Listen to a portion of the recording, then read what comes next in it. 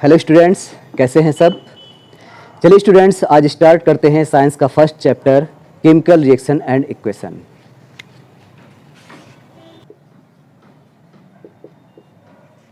What is chemical reactions.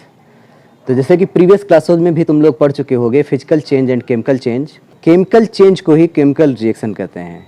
Means chemical reactions are chemical changes. For example, जैसे हम milk को curd में convert करते हैं तो कैसा चेंज होगा, ये केमिकल चेंज। फिजिकल चेंज और केमिकल चेंज तुम लोग पढ़ ही चुके होंगे, दोनों में डिफरेंस पता होगा। क्या डिफरेंस होता है फिजिकल चेंज और केमिकल चेंज में? देखिए, मेनली 2 पॉइंट आपको याद रखना है। फिजिकल चेंज में कोई भी न्यू सब्सटेंस प्रोड्यूस नहीं होता है, जबकि केमिकल चेंज में न्यू सब्सटेंस प्रोड्यूस होता है। दूसरा पॉइंट ये याद आप रखेंगे कि केमिकल चेंज इरिवर्सिबल होता है, यानी जिस कंडीशन में किसी सब्सटेंस में चेंजेस हुए हैं उसी कंडीशन में उस सब्सटेंस को दोबारा हम अपने ओरिजिनल फॉर्म में कन्वर्ट नहीं कर सकते हैं। जबकि फिजिकल चेंज रिवर्सिबल होता है। जैसे अगर हम वैक्स को हीट करते हैं, वैक्स जो कि सॉलिड स्टेट में होता है, अगर हम इसको हीट करते हैं तो क्या होगा, वैक्स को हीट करने पर ये मेल्ट हो जाएगा, यानी सॉलिड से लिक्विड स्टेट में कन्वर्ट हो जाएगा। ठीक, लेकिन वैक्स रहेगा तो वैक्स ही, इसमें कोई चेंज आएगा? कोई चेंज नहीं आएगा, वैक्स वैक्स ही रहेगा। सिर्फ क्या हुआ, इसकी फिजिकल स्टेट चेंज हुई, ये सॉलिड से लिक्विड में कन्वर्ट हो गया। अगर हम हीट को यहाँ से रिमूव कर दे, मीन्स सेम कंडीशन में जो हमने हीट यहाँ पर प्रोवाइड किया था, अगर वो हीट हम ले लें यानी सिस्टम को कूल करें तो क्या होगा, ये लिक्विड वैक्स फिर से सॉलिड वैक्स में कन्वर्ट हो जाएगा। That is reversible process. और रिवर्सिबल प्रोसेस किस में होता है? फिजिकल चेंज में। फिजिकल चेंज, ठीक। लेकिन यहीं पर अगर हम मिल्क को कर्ड में कन्वर्ट कर दें, मिल्क को किस में कन्वर्ट कर दिया? कर्ड में। तो क्या हम दोबारा कर्ड को मिल्क में कन्वर्ट कर सकते हैं? नहीं कर सकते हैं। It means this is a chemical change. ये क्या है? Chemical change. एक मैग्नीशियम रिबन लेते हैं और इसको हम बर्न करते हैं।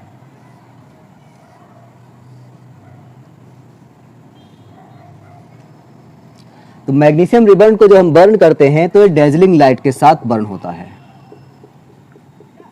और मैग्नीशियम रिबन बर्न होकर के एस में कन्वर्ट हो जाएगा। व्हाइट एस बन जाएगी इसकी।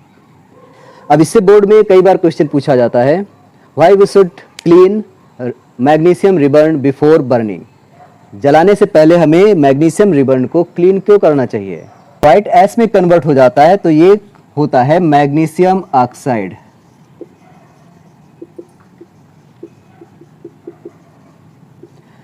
क्या हम इस मैग्नीशियम ऑक्साइड जो कि व्हाइट एस के फॉर्म में है, इससे दोबारा हम मैग्नीशियम ऑब्टेन कर सकते हैं? बिल्कुल कर सकते हैं, लेकिन सेम कंडीशन में। जैसे बर्न करने पर मैग्नीशियम एस में कन्वर्ट हो गया, अगर हम इसको ठंडा करें, इस एस को ठंडा करें तो सेम कंडीशन में ये दोबारा मैग्नीशियम में कन्वर्ट नहीं होगा। लेकिन दूसरे केमिकल मेथड से हम मैग्नीशियम ऑक्साइड को फिर से मैग्नीशियम में कन्वर्ट कर सकते हैं। तो सेम कंडीशन में अगर प्रोसेस रिवर्सिबल है तो उसे हम कहेंगे फिजिकल चेंज, और सेम कंडीशन में अगर प्रोसेस इरिवर्सिबल है तो उसे हम कहेंगे केमिकल चेंज।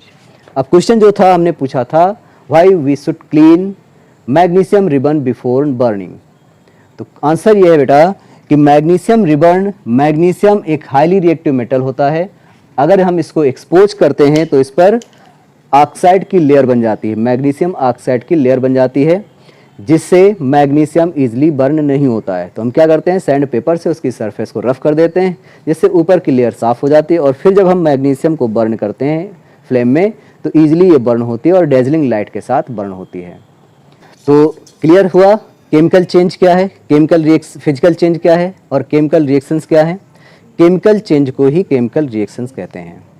अब जैसे हमने यहाँ पर मैग्नीशियम रिबन को बर्न किया, तो इसको अगर हमें एक्सप्लेन करना है तो हम एक स्टेटमेंट दे सकते हैं, when we burn magnesium ribbon it convert into white ash known as magnesium oxide. अब इसी एक्सप्लेनेशन को अगर हम यहाँ पर लिखते हैं, एक पैराग्राफ के फॉर्म में लिख सकते हैं इसको, अगर उसी पैराग्राफ को हमें शॉर्टर फॉर्म में प्रेजेंट करना हो, शॉर्टर फॉर्म में अगर हम प्रेजेंट करते हैं तो बनती है वर्ड इक्वेशन। तो क्या है word equation? Word equation means shorter form of chemical reaction in words known as word equation. जैसे मैग्नीशियम रिबन को बर्न करने की प्रोसेस को अगर हम यहाँ पर लिखें तो हम इसको ऐसे लिख सकते हैं, मैग्नीशियम प्लस ऑक्सीजन।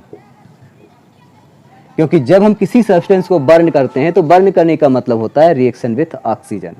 तो मैग्नीशियम को बर्न करेंगे तो क्या होगा, मैग्नीशियम ऑक्सीजन के साथ रिएक्ट करेगी और ये किसमें कन्वर्ट हो जाएगा, मैग्नीशियम ऑक्साइड। क्लियर? तो इस केमिकल प्रोसेस को जो कि एक पैराग्राफ में लिखा जा सकता था उसको हमने एक लाइन में लिख दिया। इसमें बीच में होता है एरो जो कि रिएक्शन की डायरेक्शन को शो करता है। इसके लेफ्ट साइड में जितने भी सब्सटेंस होते हैं वो क्या होते हैं, रिएक्टेंट, और राइट साइड में जितने सब्सटेंस होते हैं वो होते हैं प्रोडक्ट। तो जब हम किसी केमिकल प्रोसेस को शॉर्टर वे में रिप्रेजेंट करते हैं वर्ड्स के थ्रू तो उसे कहा जाता है word equation, chemical equation.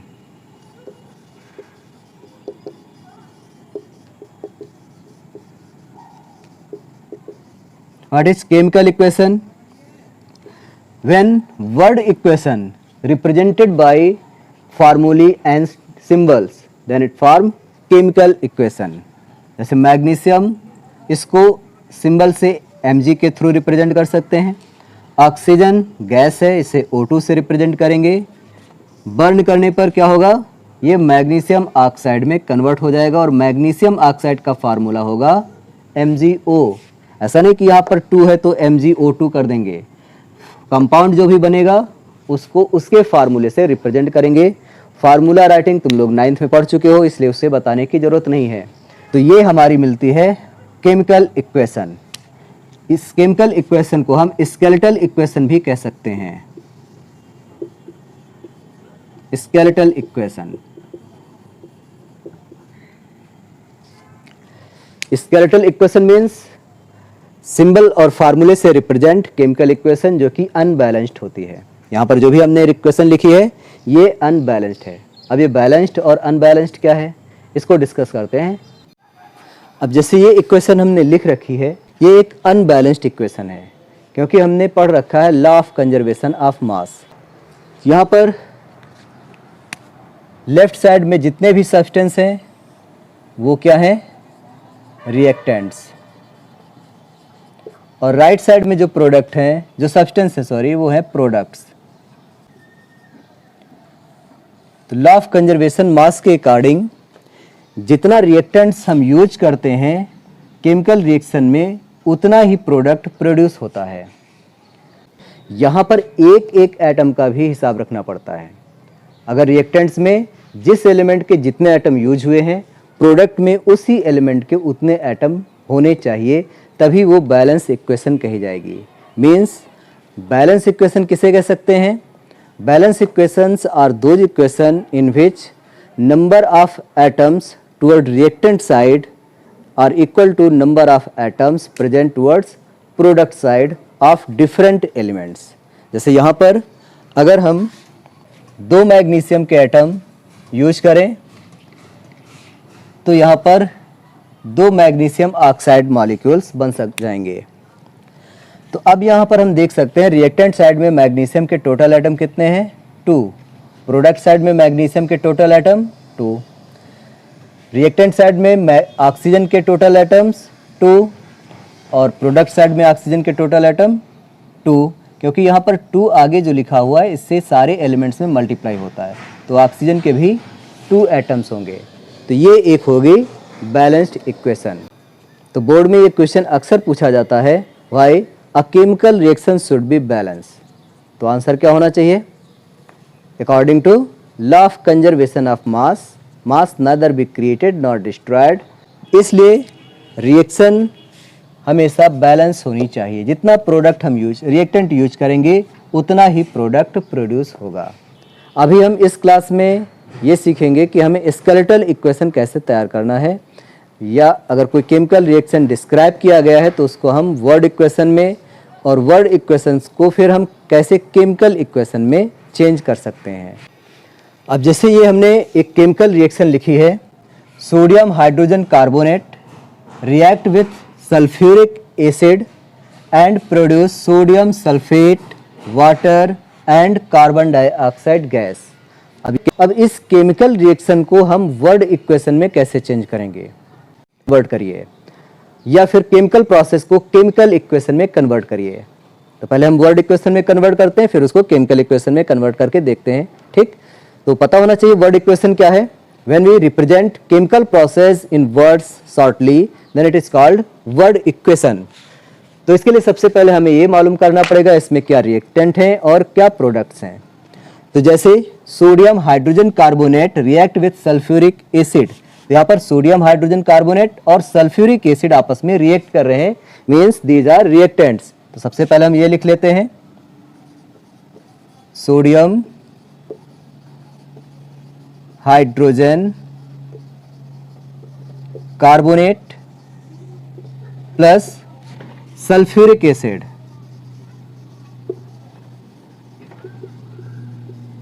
these are reactants. After reaction, sodium sulfate, water and carbon dioxide gas produce. So after reaction means after arrow we should write sodium sulfate,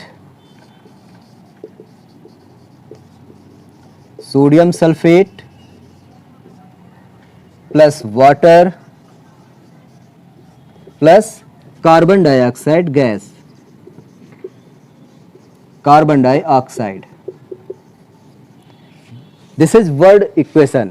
ये word equation है कि अब इस छोटी सी लाइन से ये पूरी process clear हो जा रही है। Sodium hydrogen carbonate plus sulphuric acid means ये दोनों जब रिएक्ट करते हैं, गिव्स आउट क्या प्रोड्यूस करते हैं, sodium sulphate water and carbon dioxide. This is word equation. Clear. अब हमें अगर इस वर्ड इक्वेशन को केमिकल इक्वेशन में कन्वर्ट करना है तो हमें इनके सिंबल या फार्मूले लिख देना है। सोडियम हाइड्रोजन कार्बोनेट का फार्मूला क्या होता है, जैसे नाम से ही क्लियर है, sodium hydrogen carbonate NaHCO3, this is formula for sodium hydrogen carbonate, plus sulphuric acid, sulphuric acid पढ़ा तुम लोगों ने, H2SO4। Clear. Gives out sodium sulphate, formula क्या होगा सोडियम सल्फेट का, Na2SO4। अब ये कैसे पता कि सोडियम सल्फेट का फार्मूला क्या होगा, तो चूंकि 9th में हम फार्मूला राइटिंग पढ़ चुके हैं, फार्मूला हम उसकी वैलेंसी के बेस पर बनाते हैं। सोडियम की वैलेंसी 1, सल्फेट की वैलेंसी 2, फिर अगर सिंपल रेशियो में वैलेंसी है तो क्रॉस कर देते हैं, सोडियम 2 हो जाएगा, सल्फेट 1 रहेगा। याद आया कुछ? तो इस तरह से हम कंपाउंड्स जो होते हैं उनके फार्मूले लिख देते हैं, सोडियम सल्फेट। फिर क्या है वाटर, तो वाटर का फार्मूला तो सभी को पता है, क्या होता है H2O।